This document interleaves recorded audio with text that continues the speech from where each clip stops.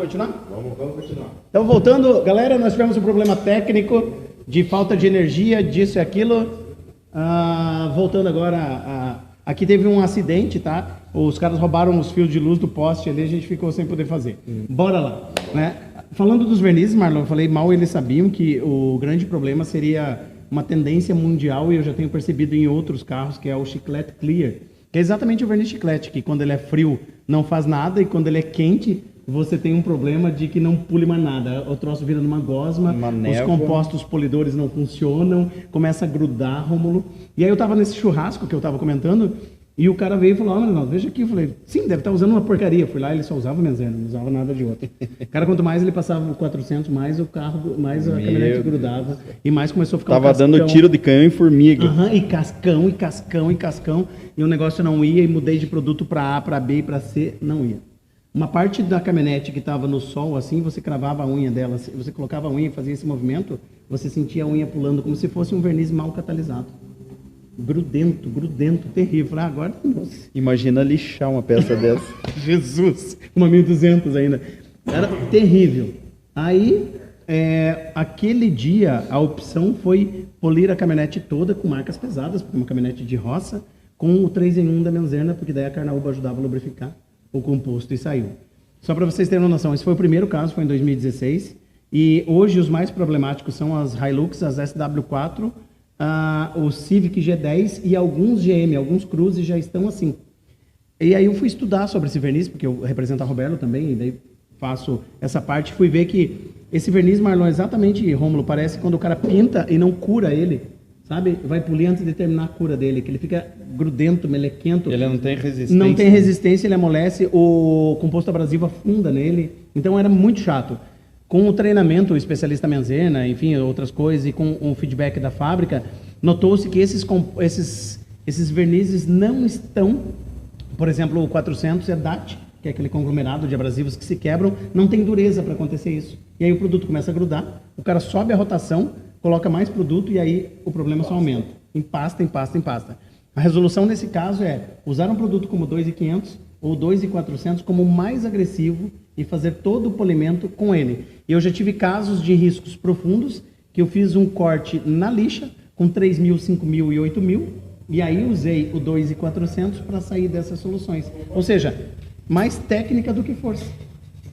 E essa é uma tendência, por exemplo... Usou um produto lubrificado com uma boina agressiva. Isso, eu usei produtos até com boinas médias mesmo, mas com grandes abrasivos, para que não arranhe profundo aquele verniz, para que não aqueça demais e não desestruture ele, para que você corte ele mais de leve. Então, vinha cortando com produto de médio corte, deixava quando a peça começava a aquecer. Fazer um corte a frio, né? Isso, um corte a frio, exatamente isso. Saía, ia para o lado, continuava cortando. Quando essa peça resfriava, voltava aqui. Porque se aquecer esse tipo de verniz, você não consegue fazer o polimento. Tá? E aí, como é que pule um troço desse aí lá no interior do Paraná, lá 40 graus. Por isso a opção do 2.400, que é mais lubrificado, os outros. Então, essas opções são... E tem muita gente sofrendo com isso, não é? E tem muita gente que não sabe instruir isso. Então, para a galera que quiser, existem os treinamentos de fábrica, como o especialista Menzerna, que a gente trabalha em cima desses casos, explicando esse tipo de situação para realmente ajudar o profissional, que a nossa intenção, nós não vivemos, como você também, Marlon, o Rômulo também não, a gente dá treinamento, mas a gente não vive de treinamento. Perfeito. A nossa profissão não é vender treinamento. A gente faz treinamento como capacitar pessoas, quando é de comum acordo, quando a pessoa pede, mas você vive de detalhamento e outros projetos, o Rômulo também tem, e eu vivo de vender produtos. Então, aí quando as pessoas pedem, você organiza e faz. Não critico também, muito pelo contrário, eu acho excelente quem vive só. Muitas pessoas agora pegando carona e só levando o dinheiro de amigos, de conhecidos nossos, sem conseguir aportar nada. Né? Essa é a maior dificuldade, é entender quem realmente são os profissionais capacitados. Né? É porque isso vai impactar lá na frente, não agora, né? Exato. Que é o plantio. Em cima e a entrega aqui embaixo. O plantio está sendo feito, a colheita lá na frente que vai ver quanto que vai dar. Porque a pessoa que começa torta, ela vai seguir torto. Exato. Isso, né? Talvez algumas pessoas que tenham uma sensibilidade maior conseguem se desenvolver a partir do pouco que conhece, ou do que foi lhe passado, né? Exato. E aí ele vai se tornando um profissional a cada dia. Que eu acredito, e eu sempre prego isso para os meus alunos, é que o conhecimento que eles adquiriram comigo é uma fração do que eles vão aprender. Exato. Né? Você vai usar todos os anos de experiência sua para abreviar o caminho deles, para eles chegarem numa excelência mais rápido que você chegou. Porque, cara, tem gente com muita expertise. É lógico. Nós somos velho, cara. Sim. Tem gente que tá com o sangue lá em cima, cara que tá Isso. doido, Mas o que eu digo? doido para desenvolver coisa nova. Quando você faz um treinamento desse, você está encurtando um processo. Você levou, sei lá, 5 anos para chegar num processo. E você vai passar aquilo em 2, 3 dias e ele vai seguir aprimorando. Ele não vai precisar perder o mesmo tempo que você perdeu. Ele já pega ele faz aquele gap e encurta. Essa é a grande vantagem de vários instrutores.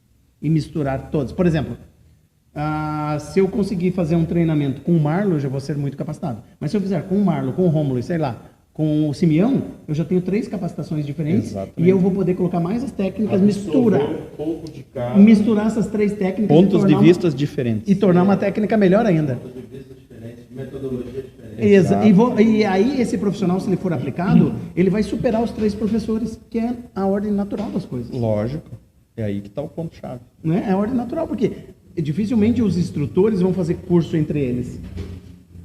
Sentar lá e assistir aquele, e o outro sentar lá e assistir o outro. Exatamente. E o aluno não, ele vai assistir os 3, vai participar e vai se capacitar. Então, só tem a ganhar. Né? É que nem a gente está falando assim, né? O cara procura se capacitar, aí do nada ele quer virar instrutor também. E às vezes o cara não conseguiu absorver aquilo direito, ele não botou totalmente em prática, e ele já quer repassar algum conhecimento. Aí, às vezes, isso daí, a gente está com muito instrutor no mercado e está banalizando o nosso mercado. Né? Então, só um nozinho disso daí, e nem todo mundo que agrega conhecimento consegue repassar. Senhores, não é porque você sabe fazer que você sabe ensinar. São diferentes as coisas. Eu vejo excelentes profissionais fazendo, mas como instrutores não têm a mesma excelência. Tem uma didática de explicação. Então, e aí, o que ele vai conseguir transmitir para o aluno? São coisas diferentes. Né? E tem muitos que são excelentes com didática, mas não tem nenhum embasamento técnico. Pronto. Então, é justamente, eu acho assim, o cara que ele fez um treinamento e ele se sente preparado para ser instrutor, né? Talvez o cara, ele até tenha, assim, uma didática boa, ele estudou bastante, não praticou tanto, mas ele estudou bastante, né? Ele entende todos os termos técnicos, parte química de produto, ele conhece, né? Ele pode tentar, mas aí ele tem que fazer um acompanhamento de qual foi o resultado da tentativa. Por exemplo, ele pega um cara e ensina ele, e aí você acompanha o que ele está fazendo, quais são as dificuldades que aquele cara vai ter. Porque assim, ó, todo o curso que eu ministro, eu tenho um período que eu acompanho esse aluno. Eu não estou lá com ele, mas eu estou... Acompanhamento remoto. Exatamente. Por quê? Porque eu sei que esse cara, ele vai sair com a receita, mas ele não vai sair com a experiência. Não é a minha mão que está lá, é a dele. Nem seus olhos. E aí, por exemplo, aparece o cara lá com determinada situação que ele não faz nem ideia do que se trata, porque lá no curso ele viu um tipo de cenário, mas lá na vida real ele viu outra. Aí é que entra o acompanhamento remoto. Aí você pega o cara no colo e fala, ó, bichão, agora eu vou te ensinar aqui, ó. Tu pega e faz assim. Entendeu? Porque aí você demonstra que realmente o teu conhecimento vai além das 4 paredes que você estava. Que você conseguiu ensinar o cara lá de longe. Ele é fazer e dar certo. Entendeu? Então, eu acho assim, todo mundo, a tentativa é livre. Só você precisa saber de que forma que você vai impactar a pessoa que você está ensinando. Porque, querendo ou não, você tem uma responsabilidade com essa pessoa. Sim. Você está mudando o conceito dela. Para melhor ou para pior, né? E tudo partir do princípio primeiro de honestidade da formação, né? Que você não vai, você quer ser mais honesto e às vezes a gente é igual polir um carro, fazer mais por menos, a gente ensina mais do que é o valor acertado, um exemplo, porque esse plus de estender, isso daí não estava incluso, isso é porque você faz por amor à camisa. Exato. De continuar contribuindo com o cara por aquela honestidade, porque ele é o seu pupilo, ele é seu aluno, você vai ter prazer em ver aquele cara executando um excelente trabalho. E isso me dá muito orgulho. Não é? De ver as pessoas, não é porque fui eu, mas é mais um. Cara, a gente está falando de detalhamento automotivo e nem é reconhecido como profissão no Brasil. É triste, mas você pode ser registrado como lavador ou como polidor, ou como aplicador de película. O detalhador automotivo não existe. Então, eu quero fomentar esse mercado, eu quero ajudar a produzir, eu quero deixar o meu nome lá também, para que as pessoas me reconheçam bem, para que tenham orgulho, mas a gente precisa, de uma certa forma, filtrar para que esses maus profissionais não estraguem essas pessoas realmente que estão querendo participar desse mercado, né? Eu acho que tem uma seleção natural que vai acontecer, sabe? E me desculpe falar, mas tem muita gente que vai cair fora. E essa vai ser a seleção. Porque, veja, hoje a gente pode dizer que o mercado está nivelado por cima. Cara, assim, ó, hoje não tem mais uma diferença gigante entre um cara que está há 20 anos e um cara que está há 1 ano. Não tem, por quê? Porque, veja, hoje a gente tem produto top, tem máquina top, tem curso top, tem um monte de coisa. Por isso que eu falei que a galera que está vindo agora, que está com sangue no olho, esse cara aí, ele vai desenvolver coisa fora da casinha. Não, e as marcas estão colaborando muito. Vamos lá, ferramentas. Há 15 anos atrás, você tinha uma opção de Bosch ou DeWalt de rotativa e na grande maioria delas eram ofertadas sem regulagem de velocidade. Pesava 7 quilos, eu pesava 20 molhado de calça jeans. A máquina era mais pesada do que eu. Hoje, cara, não vamos muito. Tá aqui, eu tô vendo lá a Kers com um elevador lá fantástico. Aí você entra numa marca como essa, você tem... O teu cartão é o seu limite. Porque eles têm tudo que você precise. Tá aqui a gente, acabou a iluminação. A gente tá fazendo uma transmissão aqui. O que está nos iluminando? Os refletores de bateria. São os refletores da bateria. Então, quando que você tinha isso? Você tinha uma lanterna pilha quando tinha. Eu tinha uma lâmpada halógena daquelas redondinhas de rosquear, tá? Quando não tinha, não existia nem lâmpada halógena de... Na época? Cara, eu fui conhecer lâmpada... Eu me lembro... Nem LED não existia. Quando apareceu com as flex, eu tinha flex aqui no Brasil. Eu tinha, porque nós era importador, eu tinha no começo. A Auto América começou. E foi um dos pioneiros do flex do país. Foi. Então, 3401. Nossa, que tinha uma 3401. E aquela pequenininha que eu não lembro mais, a rotativa pequenininha que eu não lembro mais o código dela. A 3401, o Ayrton tinha 2 na loja e disse que não vendia porque ninguém conhecia. Ele falou, leve uma dessa aí, se você se adaptar, daí depois a gente acerta.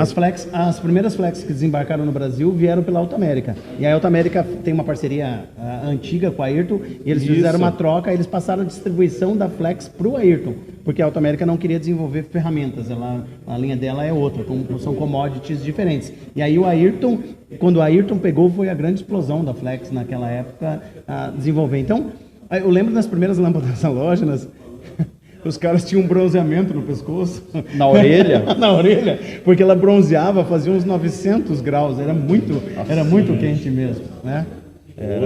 Vocês vão ficar zoando o meu podcast aqui ou vão ficar em silêncio aí? Tá de sacanagem? A quantidade de ferramentas que tem. Olha, Flanelinha. Não, tô zoando. Tá o meu amigo lá atrás, lá. É que a gente tá com a lâmpada no olho aqui, não enxerga ninguém, só não vê ninguém aí. Ao vivo para todo o Brasil, né? E hoje, nossa, a galera tá muito bem servida de tudo, cara. Mas, Rômulo, deixa eu te falar um negócio agora, cara. A pessoa que vai abrir um estúdio, ela tem que tomar muito cuidado com isso também. Porque, veja, tudo que você vai montar, vai comprar, vai investir, bicho, isso aí tem que estar envolvido no cálculo da venda final do seu produto, entendeu?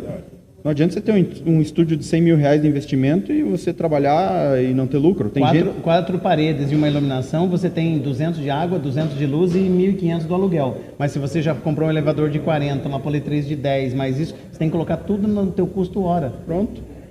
E aí, como é que fica? Tem gente aí que tem empresa que está com 2 anos já e o cara não sabe o que é faturar um pila.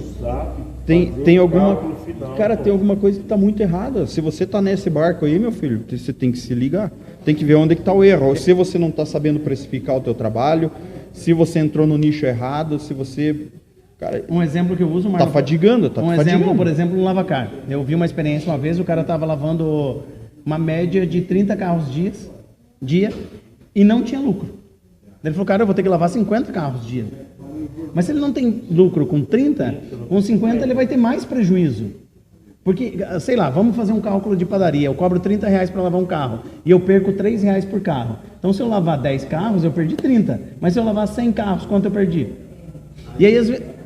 Precisa fazer, tipo, quantos carros por dia eu tenho que lavar para ter R$2.000 por mês de salário? Isso, e a qual custo eu tenho que lavar? Então, as pessoas não sabem, por exemplo, nos workshops que eu faço pelo Brasil inteiro, depois de 7, 8 anos eu falando isso, agora eu começo a encontrar os primeiros que sabem quantas gramas aproximadamente, o quanto de produto e o real custo para fazer uma etapa de um polimento leve, um polimento intermediário, um polimento top no carro. As pessoas não sabem o custo. Se você não sabe quanto te custa, como que você vai saber quanto cobrar? E quanto você quer ganhar por mês? Quanto vai sobrar? Quanto vai sobrar? Ele não vai ter que botar. Por exemplo, você começa a fazer um polimento, sei lá, eu gasto hoje R$50 de menzerna para fazer uma preparação para uma aplicação cerâmica. Ah, legal, então eu vou cobrar 500. Mas talvez você use um couro cerâmico que custa 600. Pronto. Dormiu. Perdeu. Aí que tá. Não é? Então, Então, às vezes ele fala que botou um couro de 600 e botou... uma cera. Para. Não vamos entrar nesse assunto. Não vamos entrar em polêmicas Não, aí. vamos né? falar sobre coisas boas e alegres. Então, beleza. Precificação, isso é muito bom, o pessoal não sabe. Então, essa Gestão em si do negócio. vamos falar uma precificação e daí para terminar a gente faz uma anedota que eu quero contar que todo mundo acha que eu sou um expert em polimento. Eu quero dizer que quando eu entrei na Meguiar's, eu fui demonstrar para um amigo meu muito contente o serviço. Ele tinha um palio, cara, era vermelho Firenze, que é um bordozinho perolizado. E eu fui lá e falei, cara, eu tenho o Meguiar's aqui é maravilhoso, abandone tudo que você está usando, é maravilhoso, maravilhoso, maravilhoso. E coloquei a politriz e comecei, falei, essa técnica de aquecimento e aquela boina roxa que tinha da Meguiar's na época, e quando eu tirei a boina roxa, estava cromado a porta. Eu fiz um buraco na pintura do carro do cara. É um grande amigo meu, e eu não lembrava mais disso. Há um ano atrás eu encontrei ele, ele falou, quem te viu, né? Lembra aquele dia que você foi me mostrar e fez um buraco na porta do carro? Tivemos que pintar a porta do carro dele, cara. Cara, mas não foi tirar uma lasquinha, foi fazer um rombo. Eu não sabia, ele tinha repintado um dia antes aquela porta. E eu fui lá fazer, tá meio razoável o polimento. Lá, deixa aqui, ó. Quando eu tirei meu... Fazer uma graça. Então todo mundo acha que somos os... Você já não errou alguma vez, mano? Cara, eu tinha... Conta uma que você pode contar que todo mundo passou. Eu contei essa, mas conta uma que você diz assim, olha, eu peguei lá e fui polir um plástico, sei lá. Cara, deixa eu falar uma coisa pra você. E daí o Romulo pensa numa tua também. Tá? Por isso que eu falo que a pessoa tem que estar preparada quando vai subir de nível. Tá? Sim. Eu, graças a Deus, depois que eu comecei a mexer com os carros esportivos, eu nunca tive problema. Sim, não, mas a gente fala em começo de carreira. Tudo bem. O começo de carreira é M, né? Só Isso. M. Então, mas conta uma que Tá. chega a ser Lógico, assim. vou contar. Peraí, vou puxar uma bem feia, tá?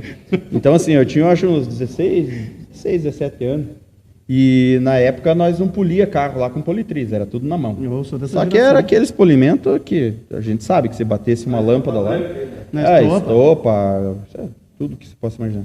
Era Vinha massa na estopa e alto brilho. Cara, Pronto. quando você ia polir, quando você ia polir, você tinha que primeiro pegar a estopa, abrir para ver se não tinha nenhum pedaço de madeira no meio. Vinha fiapo de algodão dentro. Vinha pedra, vinha de tudo.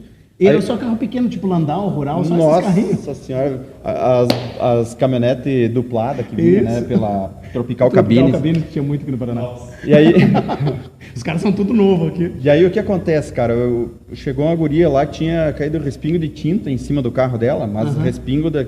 Nem sei se... É respingo Era grosso. um cocô de pombo. Daí eu olhei aquilo, falei, vou tentar tirar, né? Fui lá, passei o polidor, né? Aí eu falei, meu Deus, o que eu vou fazer? Daí peguei, falei, vou lá no cara lá, funileiro, amigo meu, lá vou perguntar o que ele usa. Cheguei lá, ô meu, o que eu faço aqui pra- Thinner. Ele falou, não, pega uma lixa, vai lá compra uma lixa, 1.000 e pouco, nem me lembro o que era, e mete Devia ser aparelho nesse 1.200 naquela negócio. época. A primeira que surgiu foi 1.200. Eu cheguei lá, peguei um chinelo havaiana, cortei Jesus ele bem certinho assim, dobrei. Só que o detalhe, né? Ele não sei se sabia, mas eu não polia com máquina, né? E você lixou o carro inteiro. E eu lixei. Nem deixou a lixa amolecer na água. Tacou meio seca mesmo. Uma semana depois estava eu Entenderam por que ele tem esse tamanho aqui? Foi pra polir esse carro. Isso daí não é crossfit. Isso daí é polir manual. Senhores, por que eu fiz questão de levantar isso? Porque às vezes o cara vai ver você sentado, eu digo sentado, é o ato de estar trabalhando. Acha em que cima caiu de um paraquedas. Lamborghini e diz assim, Falei, Lamborghini é muito simples, é só passar. Pra ele lá foi pro fácil. vídeo. Ele já fez isso aqui. Aí conta lá, o Marinaldo, eu vi ele fazendo uma peça. Lá o Marinaldo, ele zerou uma peça. E o carro do meu amigo que eu arranquei a pintura. Roma, conta uma cagada tua aí. Cara, uma cagada nossa. Nossa, Nossa, foi nossa, par. que eu falo. Peraí, você tá dividindo a culpa aí, não. Segura só Eu pra não tava você. lá. Aconteceu uma cagada comigo assim. A gente estava lá fazendo uma out, né? E o cara muito exigente, né? Isso foi uma cagada, não é tão, né? Tem uns 5 anos. Foi ontem, viu? E, velho, na hora de polir, o para-choque, né? A rotativa zona comeu. Deu uma esquentada, arrancou a tinta a do pintura. para-choque. Isso era no domingo, tinha que entregar a Audi pro cara na segunda-feira. Ai, Jesus. Aí lá foi. E eu não tenho cabelo, né? O que aconteceu? Não tinha tinta, não tinha pistola, não tinha nada. Só Tudo que fechado. A minha sorte é que a Audi era preta. O que aconteceu? Liguei para um amigo meu que vende carro, o vendedor de carro, tem aquele kit, né? É o kit palito. Palitinho, com tintinha para fazer isso. Liguei para ele, tinha uma tinta preta. Parecida. E bateu com ele. Meu, eu não tinha nada para pintar. Olha só o pincelado. Você que tem uma Audi preta que Você fez que serviço depoitou com o há 5 Rômulo. anos atrás. Vai Pode olhar o procurar no para-choque que tem coisa. Dianteiro ou traseiro? Dianteiro, escuta. Eu tinha pincel, cara. Peguei uma bituca de cigarro. Senhores, eu quero falar para vocês que aí originou-se o termo gambiologia, que é a mistura de gambiarra com tecnologia, tá? Bituquinha de cigarro, E preenchemos aquele buraquinho ali.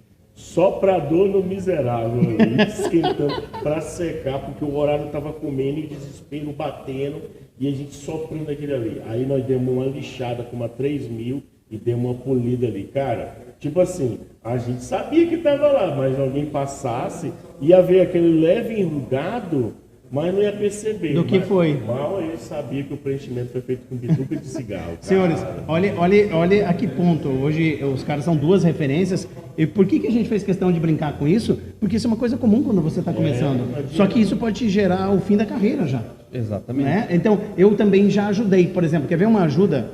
Eu sempre vejo nas redes sociais o pessoal limpando o banco de couro com APC. E internacionalmente isso é errado. Não se limpa banco de couro com APC, porque não existe uma vaca vermelha. Na M3 lá pegaram uma vaca vermelha, por isso que a M3 é tão cara. O banco de couro é vermelho. Isso não existe. Então os bancos só... Deram tinta xadrez pra ela na comida. Isso, não é igual o salmão que dão ração colorida, ele tinge a cor. Então funciona 2 métodos, ou é tingido ou é pintado o couro. E aí uma vez um cara me ligou, Marinaldo, eu fui limpar um banco de couro aqui de uma Hilux e arrepiou inteiro o banco. Eu fui lá, o cara passou um APC muito concentrado no banco. O banco dessa Hilux provavelmente já não era mais original, ele era um couro sintético. O couro sintético sabe de onde vem, né, Rômulo? O couro sintético vem da vaca que pasta na grama sintética, lá daquele futebol da grama sintética, e que dá leite ninho. É daí que vem o couro sintético. Ela dá leite ninho e pasta naquela grama sintética, por isso que o couro dela fica sintético. Brincadeira à parte, cheguei lá, cara, o banco do couro estava todo levantado, assim, ficou a pintura por baixo e subiu como se fosse um verniz, ficou todo arrepiado. A caminhonete estava pronta, era uma Hilux, os caras estavam terminando de montar, era só pôr aquele banco e entregar. O cara vinha dali 1 hora buscar. Falei, não, estou desesperado, o que eu vou fazer, cara? Vou ter que comprar um interior do carro novo, o cara vai me matar, o que eu vou fazer? Eu falei, espera aí, vamos usar tecnologia. Aí entra a gambiologia, que é a gambiarra com tecnologia. Pensei. Fui lá no porta-mala, disquinho Trizact 3000. Mentira, que lixou. Lixei o banco da Hilux, cara. Tirei tudo aquele arrepiado numa 3000, peguei o hidratante de couro da Mothers, bem bonitinho, dei um cheirinho na caminhonete. Até hoje tá rodando por aí. Ia fazer o que no banco? Porque a pintura ficou embaixo, mas ele craquelou por cima, porque o APC atacou. Então, lembrando, pessoal, vocês que limpam o banco de couro, e principalmente se vocês querem chegar no estágio do Marlon de altas performances, esses carros não permitem, esses couros não devem ser usados APC. 2 coisas que a gente aprendeu no IDA, Rômulo, e que são erradas, que as pessoas fazem muito, é APC em cinto de segurança, lembra?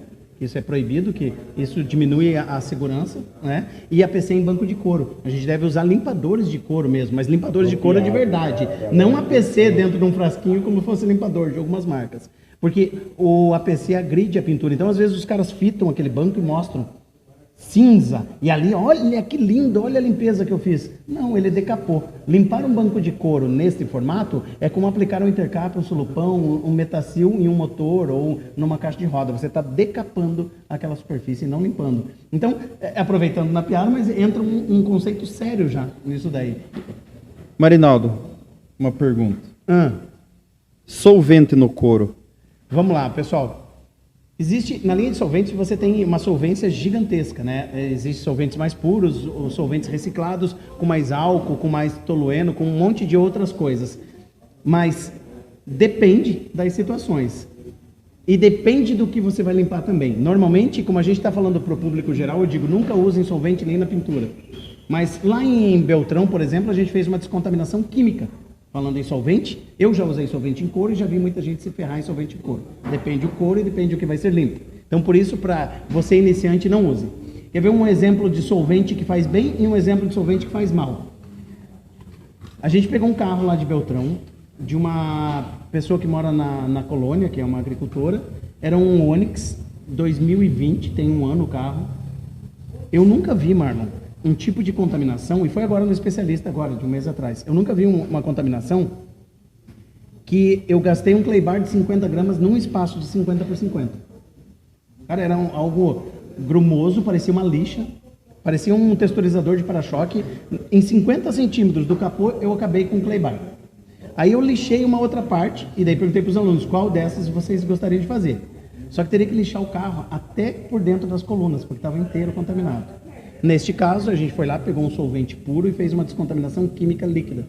Usou uma flanelinha de microfibra, conferiu se a pintura era toda original, fez um pequeno teste de um solvente puro, daquele que a gente usa para pintar, para diluir vernizes de alta tecnologia, e passou o solvente no carro inteiro. 7 minutos depois, o carro estava inteiro descontaminado e pronto para começar a polir. No caso do banco de couro, eu já tirei uma tinta de caneta com um determinado thinner. Deu certo. Mas já vi gente arrancar a pintura inteiro com solvente de um banco. Porque assim, ó, o que eu venho observado, até serve de alerta aí pro pessoal, né? Exato. Como agora, nesses últimos anos, o pessoal tem usado muito álcool gel, álcool spray, álcool 70 dentro do carro, eu sempre procuro, antes de começar a trabalhar, eu observo bem detalhes do carro, onde geralmente pega a mão da pessoa, né? Porque tem dado muito problema no interior. Sim, tem manchado muito. Porque o álcool, ele, em peças emborrachadas, ele acaba deixando gosmento. Isso. As BMW, os Audi, os botões ali, tem ficado gosmento muito mais cedo. Exatamente. Ele já tem um problema crônico, isso, né? Isso, E as Ferraris também. Ferrari, Porsche. Então, o que acontece? Talvez isso acelere ainda mais, né? Esse processo. Então, o pessoal tem que tomar cuidado. Porque às vezes o cliente não percebeu na hora, mas aí depois que você limpou, ele passa a ficar mais gosmento. Isso. E aí o cara vai achar que foi você que estragou aquela superfície. Perfeitamente. De um puxador de Ferrari, com certeza. De uma porta da Ferrari deve custar 15, 20 pila e deve ter nas farmácias para vender. Vem no sorvete seco. Aconteceu isso mesmo, acho que por causa do álcool. Então, outra coisa também que eu gostaria de deixar bastante alerta, que eu vejo bastante gente errando por aí, aproveitando que o podcast é bastante instrutivo, é polimento de farol, tá, pessoal? O farol é injetado policarbonato e recebe um filtro solar em cima. E a vida útil desse farol, normalmente, se não for protegido, é 10 anos. Né? Exceto Bahia, outras regiões muito quentes. Mas o carro é desenvolvido para durar 10 anos. Até por isso que as montadoras têm que fornecer peças até 10 anos depois do último modelo fabricado. Fabricou hoje, daqui 10 anos, até daqui 10 anos eles são obrigados a ter todas as peças para reposição. Depois disso, eles não são mais obrigados. E eu vejo muita gente desgastando o farol para vender polimento. O farol, quando é novo, são produtos de manutenção só. São ceras, selantes, coats, outras coisas. A partir do momento que você se utiliza de lixa e faz o desgaste, você tem que entrar novamente com uma proteção. E já existe vernizes para policarbonato, que são o ideal. Existem alguns tipos de vernizes que dão aderência. E existem os que são de duração intermediária, que são os vitrificadores para farol. Porque eles, vou ser honesto, não dura 3, 5 anos, não dura no farol igual era o original. Não dura. Nenhuma fábrica me mostrou isso daí ainda. Né? E tem muita gente que pega um farol que está riscadinho, lixa inteiro, remove toda a proteção, o filtro solar, aquela espécie daquele verniz que tem por cima, para aplicar um vitrificador que vai ser muito menos durável do que aquilo ali. Ele acha que está fazendo um benefício e na realidade ele está ferrando o conjunto óptico. E tem que lembrar o seguinte, farol e para-brisa, senhores, a gente está falando de segurança, a gente não está falando só de embelezamento. E isso pode correr riscos. Eu vejo muita gente polindo o vidro, muita gente fazendo serviço bem feito, mas tem muita gente fazendo Palio, Gol, Corsa ou até uma Ferrari e virar um óculos no para-brisa. Exatamente. Dando grau nos vidros. Muito. Né? Então, muito cuidado no que vocês assistem pela internet, no YouTube, porque nem tudo aquilo é aplicável no dia a dia. Né? Eu vejo, por exemplo... Só mostra a parte boa. Exato. Quer ver um detalhe? Outro dia eu fiz para mostrar num treinamento. A gente pegou uns faróis velhos no fundo de uma oficina e eles só estavam amarelados. Aí a gente corrigiu, fez a limpeza... poliu, ficou bonitinho. Eu falei, olha, quer ver como que erra um farol? E aí eu coloquei uma boina de 3 polegadas e aqueci mais do que o normal no farol. Poli, ficou lindo, bonitinho. Aí a gente foi lá, pegou uma lâmpada, encaixou no carro e acendeu as luzes. A hora que acendeu as luzes, o policarbonato do farol estava todo trincadinho, que só aparecia quando a luz estava acesa. Por quê? Por Já um vi erro. isso. É muito comum. Se você olhar um farol de um carro e ele está todo trincadinho, ou ele usou uma lâmpada que não era recomendada, um xenon, um LED que superaqueceu, ou ele gerou temperatura polindo. E é uma coisa que ninguém fala isso nas redes sociais. E até mesmo a aplicação de PPF ou qualquer tipo de película em cima de algumas lanternas, ela não suporta. Não. Depois, quando você vai remover, ele saca fora essa proteção. Quer ver? O Porsche é um que você não pode aplicar PPF Não. no farol. Se você aplicar o PPF no farol do Porsche, Romulo, a hora que você for remover o PPF, você remove a proteção do farol. Aí tem que pintar. A película, né? Remove a proteção. Realmente, na hora do treinamento, eles falam mesmo sobre o farol da Porsche, que tem essa peculiaridade. Você não poder proteger ela. Você protege ela com um outro produto, mas não com PPF. Então, lógico que o PPF tem um grau de ancoragem muito superior. Mas isso também vale, quer ver um erro muito comum? As pessoas fazem, Rômulo, ninguém mascarava o carro da nossa época de polir, lembra? Eu vou postar logo nas minhas redes sociais, em 2003, eu dando um curso polindo um Uno, e tinha metade do Uno protegido com jornal e uma fita crepe, para não respingar muito. Isso era o isolamento. Isolar igual isola hoje, mal as repinturas faziam isso. Mas às vezes você aplica uma fita crepe. Primeiro, as pessoas não sabem que existe fita crepe de uso automotivo e uso automotivo de alta temperatura, que vai para a cabine de pintura. Essa que vai para alta, que é de alta temperatura, é a que não solta cola, que você não precisa ficar sofrendo com querosene depois removendo cola. Só que às vezes o cara fita o carro e deixa 3 dias lá, e aí quando pega a fita crepe, puxa assim, ó. Se o carro tiver qualquer repintura... Faz uma depilação. Exato, o cara depila. Deixa a bola inteira lá. Não, se for uma repintura, ele pode correr o risco de arrancar a repintura com essa fita crepe. Exatamente. E quem garante que um Porsche mais idosinho um pouco, ele mascare um farol, Um novo, que ninguém sabe o que aconteceu. e ele vai lá e pega a fita crepe e arranca a proteção igual ao PPF? Nem todo carro é imaculado, hein, gente? Então, alguns cuidados, e olha aqui, ó, sei lá, a gente está conversando uma hora e meia, olha quanta informação no meio de descontração. Rômulo, primeiro eu quero agradecer, eu acho que esses podcasts seus são fantásticos, faça mais isso, coloque mais profissionais, tá? Chegou uma galera aí, chegou a Carla, o marido dela, chegou Flanelinha, vamos chamar esse pessoal. Chama essa galera, vai fazendo, porque é muito conteúdo bom para essa galera que está começando hoje, e aqui como é mais informal, e você não precisa seguir regras de politicamente correto, a gente pode falar o que quer no podcast, então eu me senti muito à vontade. Legal. E é legal Curti bastante. a gente ter esse bate-papo, porque às vezes a gente fala coisas que às vezes a gente está travado, a gente quer destravar, e quer bater aquela conversa mais despojada. E uma ideia, viu? Uma ideia faz tipo uma cabininha de rádio dessa aqui. E depois, tem lá. então, e faz no teu próximo Detail Fest, eu quero participar. Você faz uma cabininha e daí no lugar de ficar rolando uma música, alguma coisa, você faz uns podcasts ao vivo pra galera lá dentro. Gostou da ideia, né? Gostou? Gostou ou não gostou? Já vai ter lá dentro dos laudos. Aí, Então não, mas aí a gente aí pode... reúne uns loucos lá. Isso, eu sou um maluco, eu vou lá, a gente vai lá, fica trocando ideia, e o cara que tá passeando por dentro tá ouvindo as pessoas que querem Rapaziada, participar. desde já, falar já para vocês aqui, vai ter o lounge exclusivo, Marlo Desose, o Detail Fest Brasil. Olha aí, galera. Agora eu me achei. Toda a família MDZ. Não, porque eu sou fã desse cara há muito tempo, eu acompanho o trabalho dele. Além de ser fã, eu considero ele muito, porque é um cara que ele sempre foi honesto com o que passou, independente de qualquer coisa.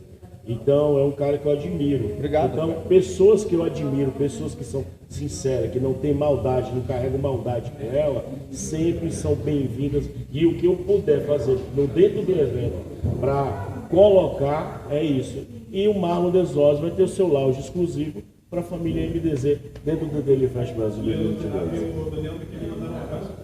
Valeu, um abração aí, Então, pessoal. são pessoas que sempre contribuíram para o nosso mercado.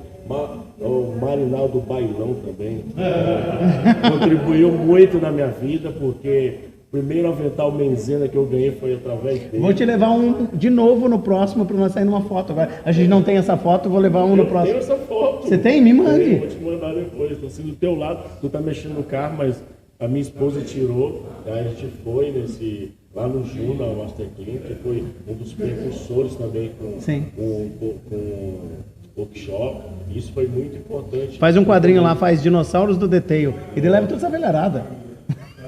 Toda essa velharada, Jun, Alex, Marlon, toda essa galera. Faz só os dinossauros, tipo os dinossauros do rock, tem, né? Você faz dinossauro do Polidor, dinossauro do Vai Detail. ter uma festa também exclusiva no primeiro dia, que é no dia 1, só para empresas e convidados, entendeu? Que Vai legal. ser num local totalmente separado, mas para gerar essa conversa, gerar esse network. Então a gente vai convidar muitas pessoas para poderem participar e estarem presentes nesse evento privado lá. E não vai estar aberto ao público, porque senão a gente está na Sim, tem VIP. espaço, né? E a gente vai estar com uma projeção muito grande para o DTV Fest Brasil 2022. Show. Deus abençoe, eu já falei ontem no podcast de ontem, é maravilhoso, continue com esse evento e que Deus te abençoe sempre.